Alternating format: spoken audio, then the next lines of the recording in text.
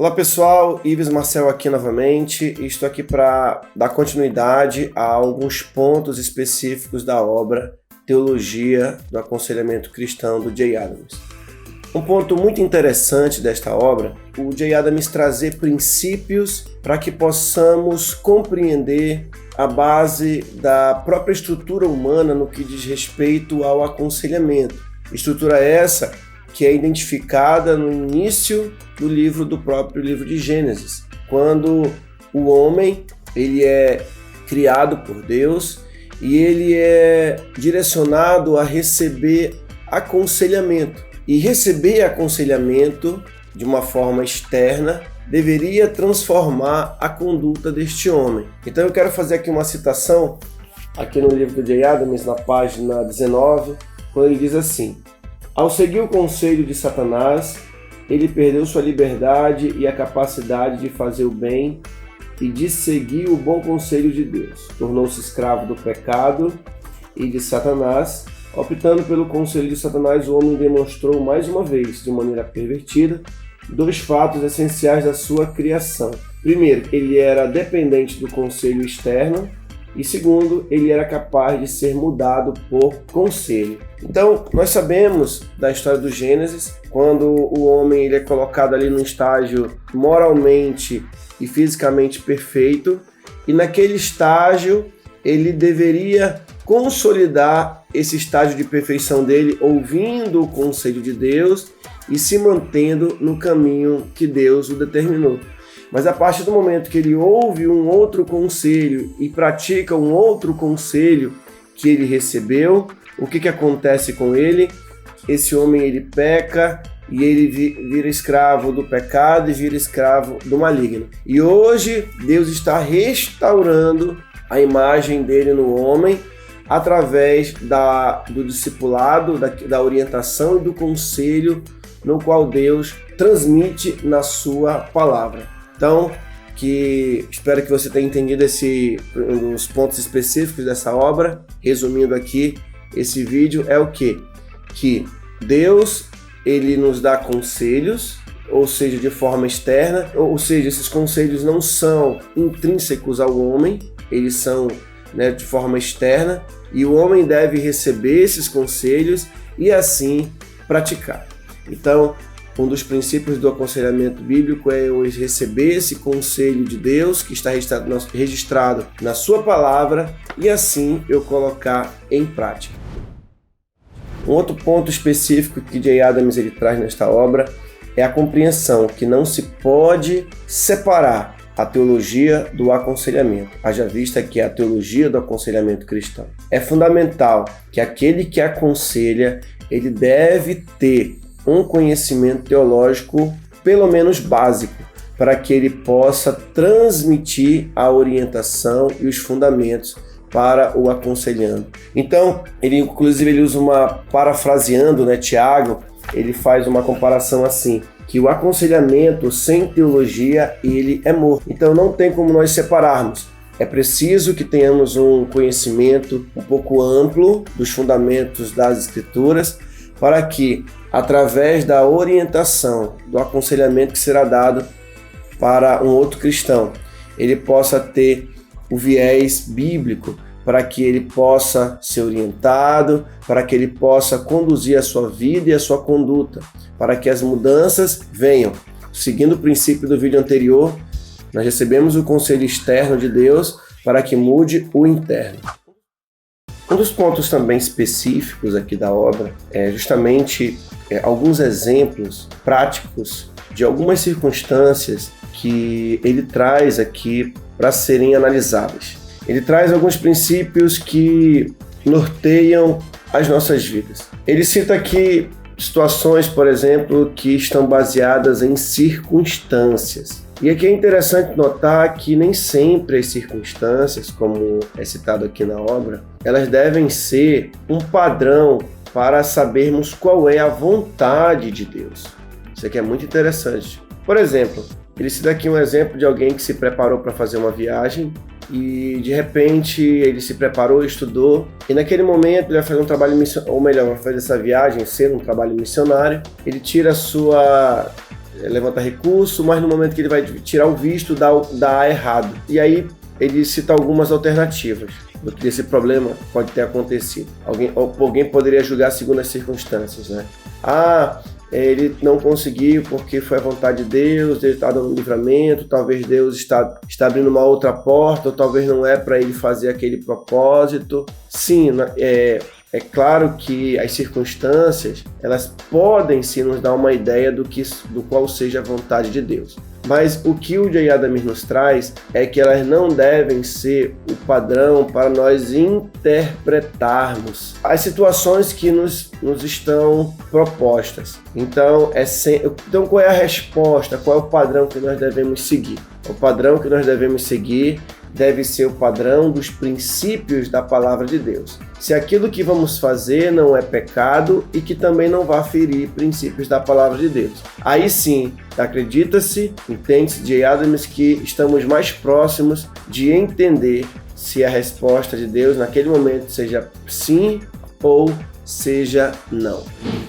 Um ponto específico da obra do J. Adams está no fato da citação dele em relação às Escrituras, tendo como base Timóteo, segunda carta, no capítulo 3, verso 15 e 17, no qual as Escrituras elas têm o poder de mudar o nosso comportamento. Logo, se ela tem a capacidade de mudar o nosso comportamento, o que acontece nesse processo? Primeiro, acontece o processo de conversão, que ela é dividida em duas etapas. A regeneração, que é quando o meu coração, a minha mente é aberta para receber o Evangelho, e a justificação, quando eu sou declarado justo, eu sou mudado e aceito por Deus pela obra que Cristo fez. E um segundo ponto da conversão é a santificação, que é a transformação gradual, a mudança dos meus comportamentos. Eu começo a habituar a minha vida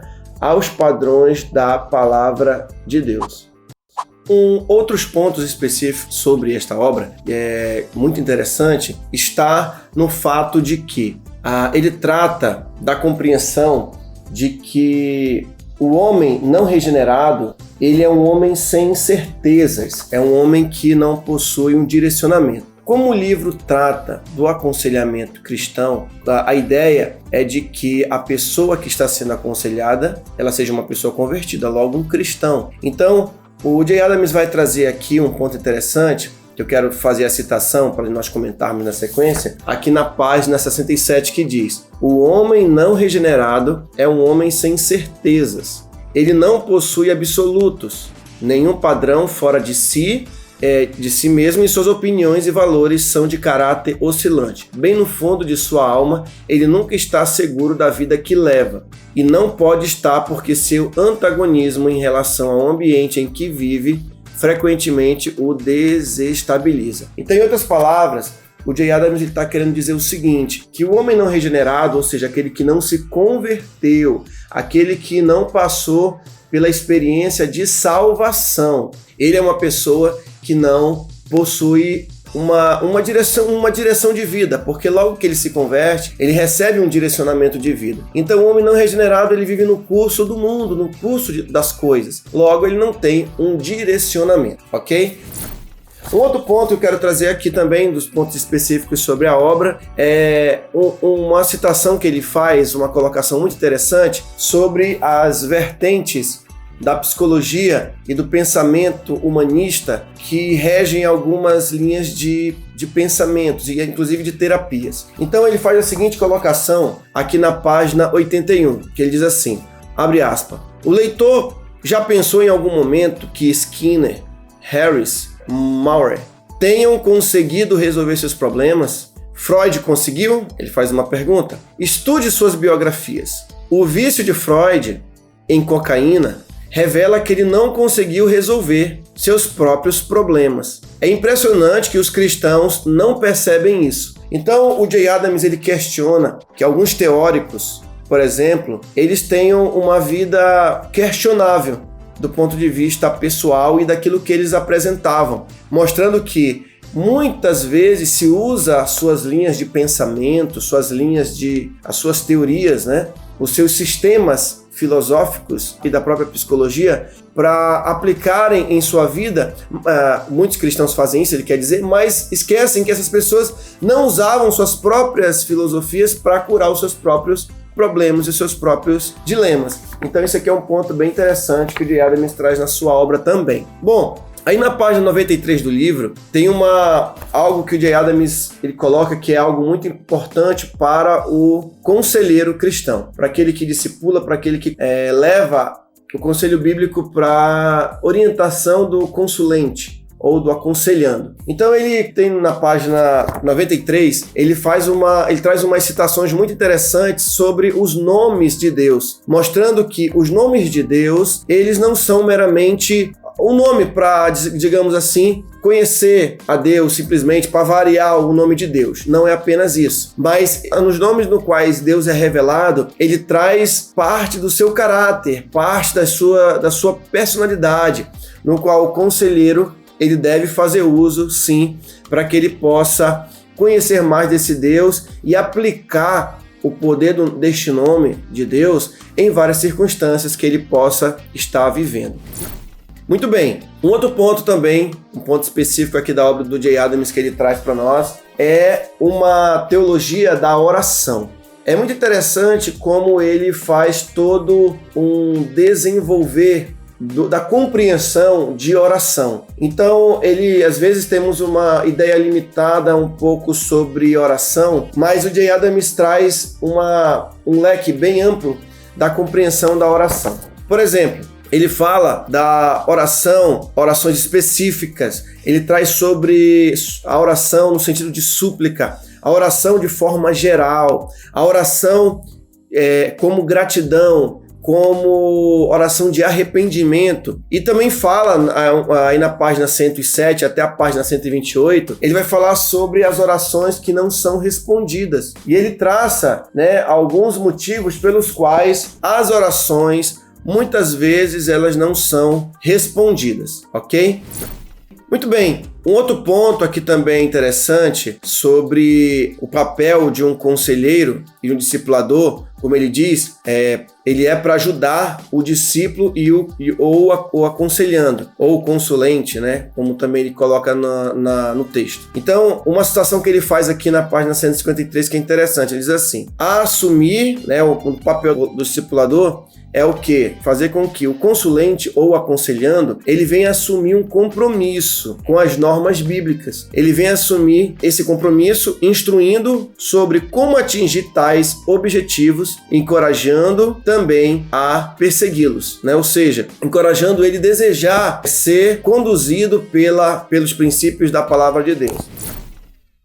Outro ponto também legal que o Jay Adams traz na sua obra está aqui também na citação que eu coloquei aqui, que está na página 170 e na página 171, que diz assim: Skinnerianos, como ele faz aqueles que seguem o ensino de Skinner, dizem que o homem é inevitavelmente controlado por esse ambiente impessoal. A visão de Freud não é melhor do que esta. Seu conceito do inconsistente, irracional, do inconsciente, corrigindo, do inconsciente irracional. A base rogeriana, orientada pelos sentimentos, ética situacional, ou seja, todas estas forças tendem a ignorar a posição da responsabilidade do homem no mundo como ser moral e sujeito às leis de Deus. Então, nessa outra abordagem, o Jay Adams ele traz algo que é um dos fundamentos das escrituras sagradas. Nós sabemos que os fatores externos, os fatores ambientais, uma linguagem não um ambiente no sentido de, como nós sabemos, floresta, não é nesse sentido, mas no sentido ambiental, que é fora o homem, nós sabemos que de alguma forma ele influencia o homem e os seus comportamentos. Entretanto, resumir o homem às questões externas não é algo biblicamente aceitável, segundo Jay Adams. Por quê? Porque pensar que o homem está resumido apenas ao seu ambiente pelo qual ele vive, o que vai acontecer? Isso tira a responsabilidade do próprio homem. E é aqui que nós temos um problema, porque o juízo de Deus ele está ligado às responsabilidades do homem, ou seja, o homem é responsável pelas coisas que ele faz. Então, Jay Adams aqui ele faz essa abordagem para que nós possamos compreender de uma forma bíblica de que o homem não é apenas está ligado a fatores externos, mas também ligados a fatores que estão ligados às suas próprias responsabilidades, ok? Vamos continuar aqui.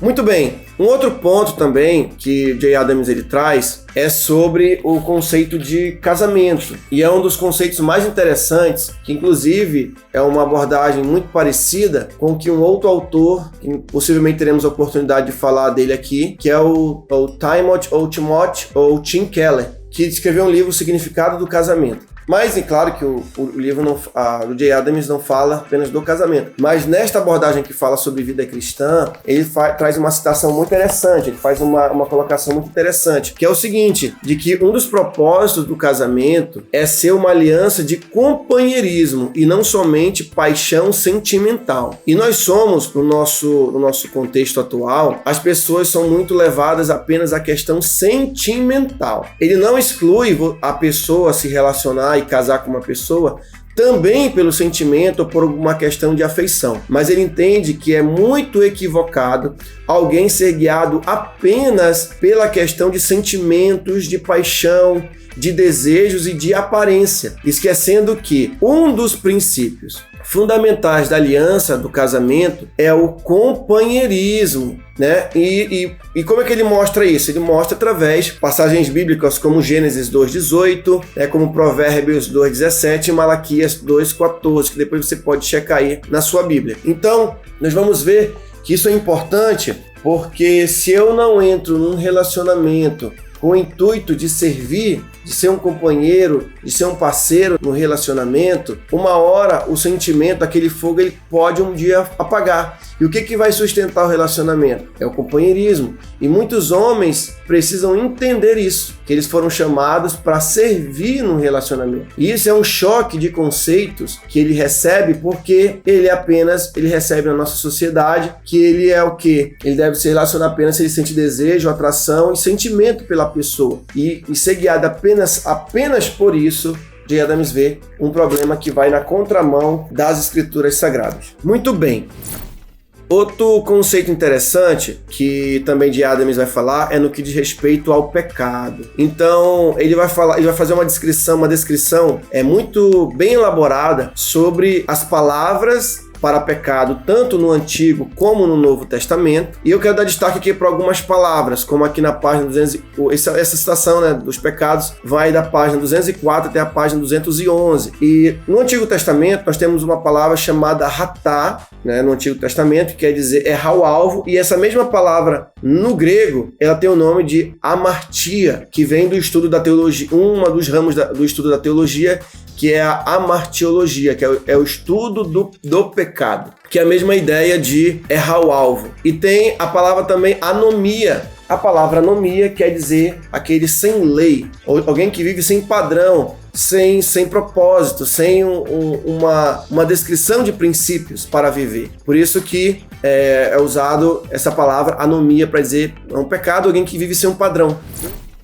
Um outro ponto interessante desta obra é Jay Adams trazer a questão do que diz respeito à dor. Então, o Jay Adams vai falar que Deus usa a dor com inúmeros propósitos. Um deles é nos purificar e nos ensinar. Então, muitas vezes não entendemos a dor, né? Não entendemos, mas passamos por isso, passamos por aquilo, né? Tá lá em Hebreus 5:8, Hebreus 2:10, que está na página 218 do seu livro. Então, muitas vezes pensamos que, esse mundo é injusto, passamos por dores, mas a dor, ela também tem um propósito. E Jay Adams entende e nos mostra que um dos propósitos da dor é nos purificar e também nos ensinar. Vamos ver aqui um pouquinho como que o pecado ele afeta o nosso pensamento. Aqui é uma citação direta dele, aqui na página 230, a página 231, que diz assim: como o pecado afeta o pensamento? Um conceito chocante para muitos aconselhandos é de que voltando à questão do casamento que eu tinha citado, né?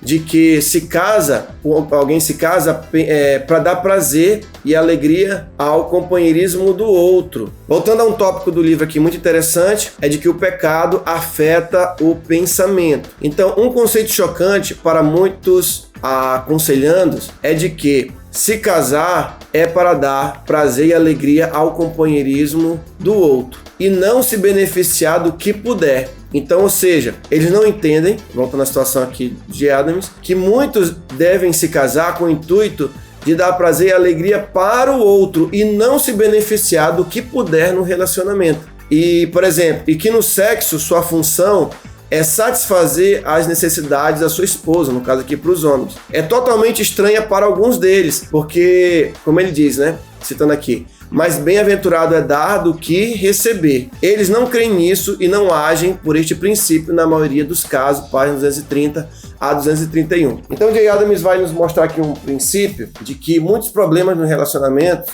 em relação aos homens e a sua esposa, entre o homem e sua esposa, entre o marido e sua esposa, seria o fato de que ele está no casamento com o intuito de dar prazer e alegria para ela e não simplesmente apenas receber. E muitas vezes ele está preocupado apenas em se satisfazer. E quando nós vamos com esse conceito bíblico, choca diretamente com o seu caráter. E aí que deve produzir mudança, porque o verdadeiro caráter de um cristão está em dar do que receber. Ele deve ter isso como princípio na sua vida. Legal. Outro ponto. Visão ampla da compreensão e os princípios para o perdão. Então, aqui na página 259 até a página 315, o J. Adams ele nos dá uma visão bem ampla, bastante ampla, sobre a compreensão e os princípios para o perdão. Então, muitas vezes a gente fica sem entender um pouco mais sobre o perdão, sobre a questão como que se aplica esses princípios, como Deus usa esses princípios. Então ele traz uma abordagem bíblica bastante extensa que nos ajuda a compreender e nos fundamentar nesse tópico tão importante. Queridos, mais um ponto interessante. Essa tabela, ela nos mostra sobre o aconselhamento e a novidade de vida. Então você vai acompanhar aí nessa tabela como acontece a questão da conversão. Como que acontece a questão da conversão e como que se dá o propósito na vida do aconselhando. Então, ela está aí na página 319 do livro, que diz assim, nós temos essa tabela aí que estamos mostrando, que é o seguinte, nós temos colunas e linhas, né? Então, na primeira coluna nós temos as doutrinas, temos a doutrina da regeneração, doutrina da conversão, arrependimento e fé. Nós temos a tabela da justificação, temos a tabela da santificação e da glorificação. Na segunda tabela, nós vamos ver como que isso acontece na vida do crente.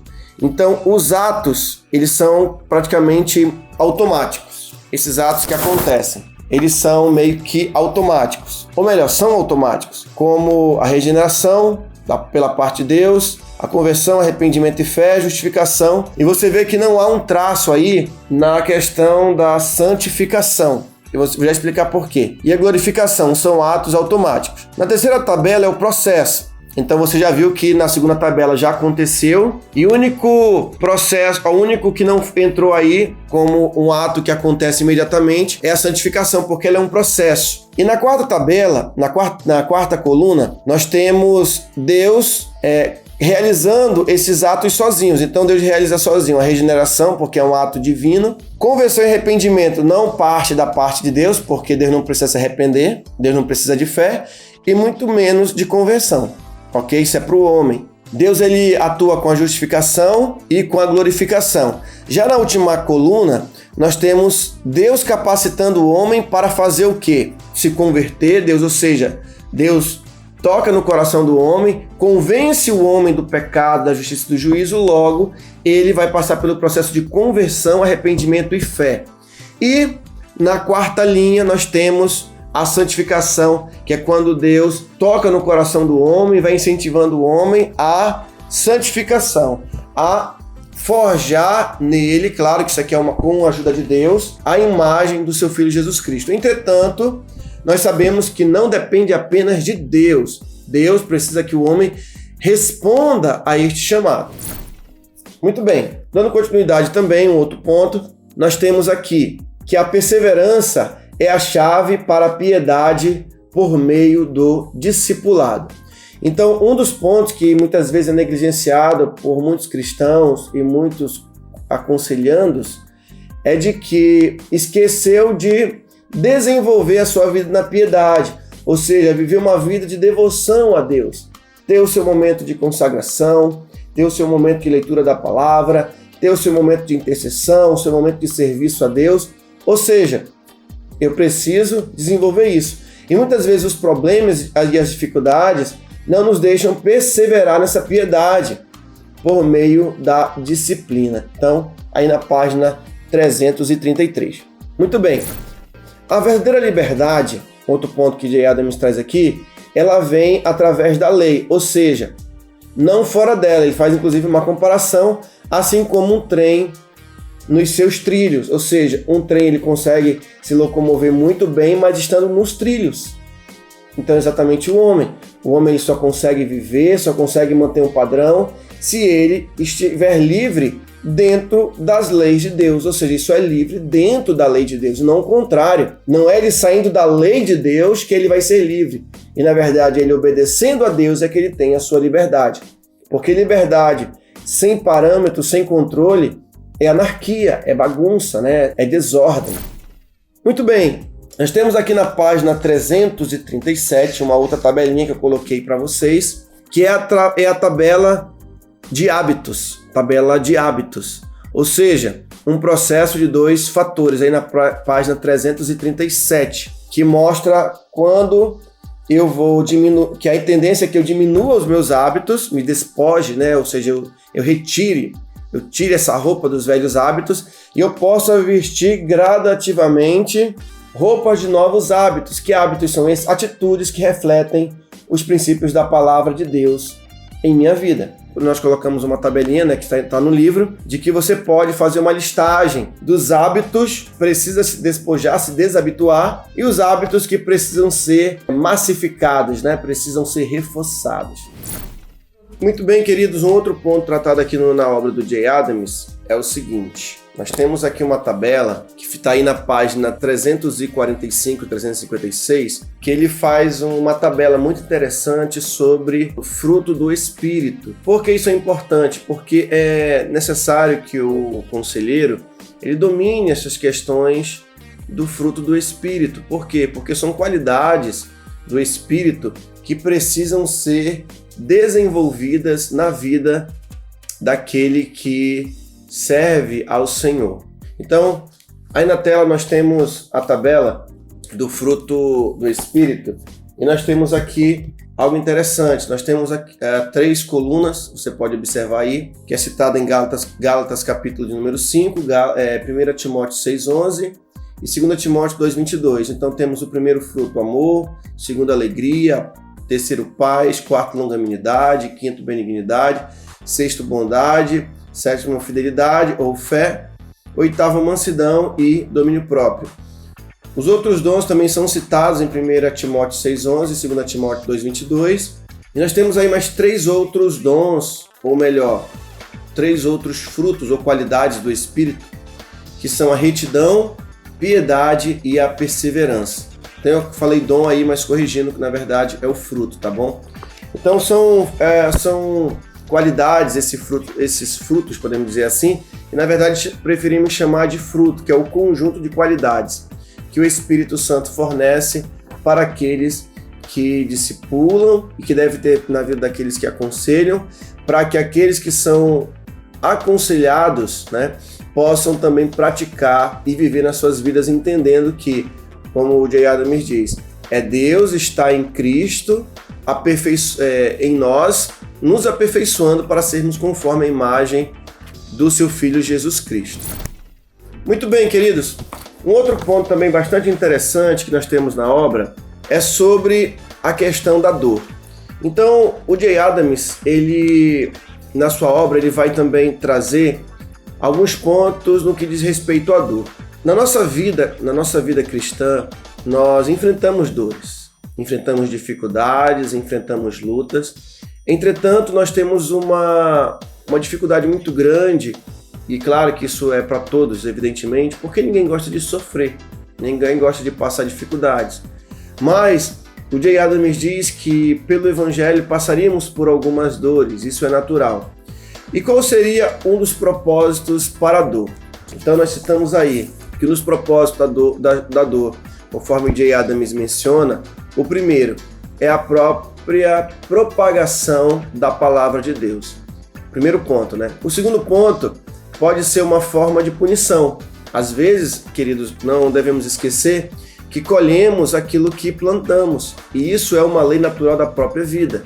E um outro também pode ser, o terceiro, um fator pedagógico, uma forma de Deus estar nos ensinando através da dor. E um quarto ponto, também a dor serve para honrar a Deus. Muitas vezes achamos que honramos a Deus apenas quando fazemos coisas boas, mas esquecemos também que no meio da dor, de suportar as dificuldades, nós também estamos glorificando e exaltando a Deus. Amém?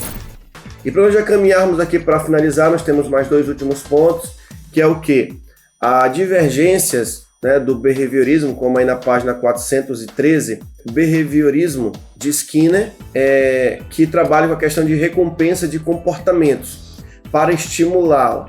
Então, tratando o homem como um animal. Então nós temos aqui algumas dificuldades, que é o quê? O Jay Adams identifica que algumas filosofias e sistemas psicológicos, eles muitas vezes vão entrar em divergências com alguns princípios da palavra de Deus. Então, resumir o ser humano apenas a um sistema de estímulos e resposta, como fosse um animal, como Jay Adams põe, respondendo a estímulos, simplesmente resumidamente, como diz o sistema de Skinner, isso é limitar o homem dentro da visão bíblica, porque isso acaba tirando o homem de foco de uma recompensa eterna. Nós, como cristãos, entendemos que as nossas recompensas não estão apenas resumidas a este plano humano. Nós aguardamos uma recompensa também eterna da salvação, de ter uma vida eterna como uma recompensa daqueles que servem a Deus e acreditam nos seus princípios. Então, isso é limitar o homem na visão bíblica, tirando dele a eternidade. Não que o homem vai viver apenas pensando na eternidade e esqueceu aqui e agora, mas também resumir o homem apenas a estímulos de respostas e recompensas apenas neste plano, e isso também é limitar um propósito maior que Deus tem para o homem. É claro e evidente que o homem também neste mundo, ele vai colher as boas coisas que ele plantar, né? Ele vai colher os bons frutos daquilo que ele plantar. Entretanto, como diz Jay Adams, não apenas devemos nos resumir a este plano, como propõem alguns sistemas filosóficos. Muito bem, quero dizer aqui para concluir, essa parte final aqui que está na página 439 a 440, ela é bem interessante. O Jay Adams ele vai concluir o livro, claro que isso aqui já é a parte do apêndice do livro, mas ele já faz a conclusão antes disso, mas nessa parte do apêndice tem algo também que eu destaco que é bem interessante. O livro é a teologia do aconselhamento cristão, então o livro ele é voltado para todo o conjunto de áreas que compõem a vida do cristão. Muito bem. Então, de certa forma, fica mais viável e é mais indicado, e que de fato é assim, que o homem que serve a Deus, que tem o temor de Cristo, seja orientado pela palavra de Deus. Só que ele levanta aqui uma questão que poderia ser também a dúvida de muitas pessoas que talvez estejam assistindo a este vídeo, que é o seguinte: devemos nós aconselhar pessoas não cristãs? E aqui é um ponto que o Jay Adams ele finaliza aqui no apêndice, trazendo a seguinte abordagem. Sim, sabemos que devemos aconselhar pessoas, principalmente cristãos, mas ele não é tão a favor do aconselhamento bíblico para não cristãos, mas com uma ressalva. Por quê? Porque se o aconselhamento é cristão, subtende que o não cristão ele não acredita na palavra de Deus. Então vai ser difícil ele aceitar os pressupostos das escrituras. Então o primeiro passo que Jay Adams nos sugere não é que você não pode falar. Ele acredita que não terá o resultado que se espera em relação a um cristão, como se fosse o caso para um cristão. Então o que o Jay Adams vai nos propor? Que nós façamos deste aconselhamento um pré-evangelismo ou um pré-aconselhamento, que é o que ele chama de pré-aconselhamento de um evangelismo. Então nós poderíamos começar, como diz na citação do texto, aí da página 439, finalizando já um livro propriamente dito, e na página 440 o seguinte: e todos, né, ele cita aqui João 1,12, e todos quanto receberam, deu-lhes o poder de serem feitos filhos de Deus, aos que creem no seu nome.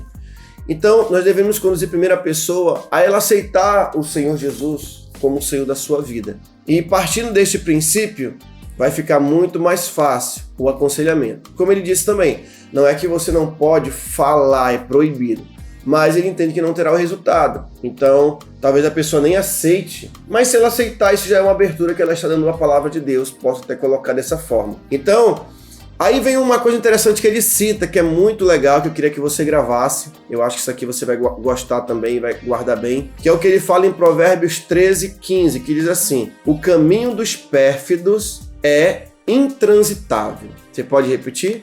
O caminho dos pérfidos é intransitável. Então o que acontece? Aqui ele já está usando uma outra abordagem que é o seguinte: você vai falar da palavra de Deus para um não crente e ele rejeita, ele não aceita, ele se opõe à palavra. Muito bem. Você vai dizer para ele assim: tudo bem, você não quer aceitar, você está rejeitando a palavra, tudo bem, não tem problema. Mas eu quero te fazer algo. Ele propõe inclusive que você anote essa passagem e deixe com você, para você entregar esse versículo bíblico para a pessoa e dizer assim: olha, no dia que nada der certo, lembre-se que o caminho dos pérfidos é intransitável. No dia que você estiver perdido nesta existência, lembre-se que o caminho dos pérfidos é intransitável.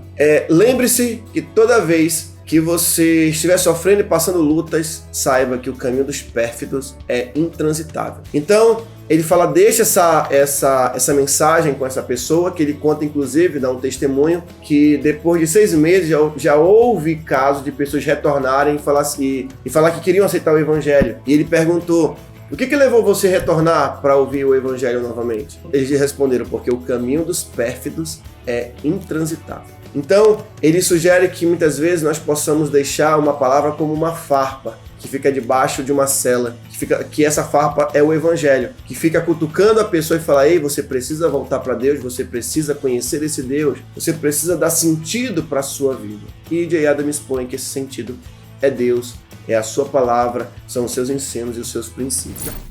Então, espero que você tenha gostado dessa série de comentários, né, a visão geral, comentário geral do livro e também alguns pontos que eu trouxe aqui. Como eu disse, algumas citações aqui elas não são na íntegra, outras são, algumas é um resumo que eu coloco e outras são alguns ajustes que eu faço para facilitar um pouco mais o texto. Mas eu cito as páginas nos quais essas passagens, essas citações estão. Então espero que você tenha gostado.